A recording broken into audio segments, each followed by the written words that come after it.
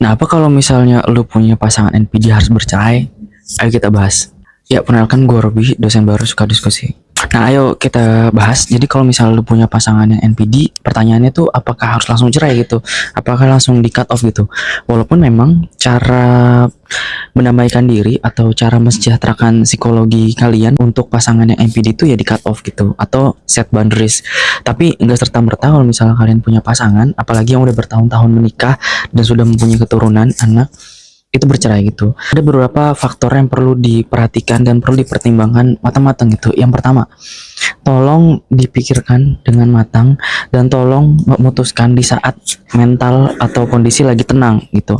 Jadi jangan pas lagi emosional, lagi kesel-keselnya sama pasangan langsung kepikiran untuk cerai gitu. Apalagi jangan membuka ruang untuk orang lain masuk mengisi kekosongan hati kita gitu atau kejengkelan hati kita. Jangan biarkan itu gitu. Jadi benar-benar dipikirin lagi berulang-ulang karena akan banyak sekali efek-efek dampak-dampak negatif yang tidak diinginkan mungkin jika kita memilih untuk cerai. Nah, yang kedua kita harus ngelihat dari akar persoalannya gitu. Dari video TikTok kayak gini belum tentu ciri-ciri yang disampaikan itu mengarah kepada NPD itu atau bisa mungkin kayak narsistik biasa atau ada gangguan personal lain gitu atau gangguan-gangguan lain gitu. Karena di buku DSM-5, Diagnostic Statistic Manual of Mental Disorder ya, itu untuk mendiagnosa suatu gangguan itu aja ada 990 sekian halaman gitu. Itu banyak banget. Yang mengartikan bahwa banyak banget gangguan mental.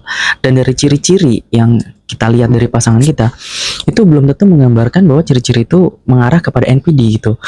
Untuk justifikasinya kita nggak bisa mencocokkan ciri-ciri yang kita dengar dari video TikTok kayak gini ke pasangan kita dan kita menjustifikasi di NPD itu nggak bisa gitu. Makanya gue mengajak teman-teman sekalian yang punya pikiran untuk cerai itu dipikirkan kembali, dipikirkan ulang apakah nggak ada sisi positifnya atau memahami akar masalahnya itu sebenarnya apa sih gitu, bisa diperbaiki atau enggak sih gitu. Terus kalau misalnya nggak bisa diperbaiki, jangan langsung memutuskan untuk cerai gitu. Datang ke profesional dulu gitu. Kayak misalnya ke penyuluh pernikahan atau perceraian ada di KUA. Gue selalu menyarankan itu ke psikolog atau psikiater keluarga gitu. Masih bisa diselamatkan atau enggak? Atau bahkan permukaannya aja nih yang kelihatan ngeselin. Atau sebenarnya ada akar-akar yang juga membuat pasangan kita seperti itu gitu. Introspeksi diri gitu. Apakah kita udah sepenuhnya baik atau enggak gitu. Ini mungkin kenyataan pahit dan tidak populis untuk didengar, tapi ini bisa menyelamatkan kondisi psikologis teman-teman ke depannya gitu, karena belum tentu dengan bercerai akan benar-benar tenang ke depannya. Nah, profesional nanti akan menyarankan saran terbaik buat teman-teman gitu, apakah teman-teman direkomendasikan untuk berpisah atau enggak gitu, masih bisa selamatkan atau enggak gitu. Tapi gue yakin banyak dari kita prioritasnya itu untuk mempertahankan hubungan, karena dipikir lagi anak, terus dampak psikologisnya, dampak ekonomi ketika berpisah itu bisa menimbulkan masalah-masalah psikologis baru yang mungkin akan lebih berat daripada bertahan gitu.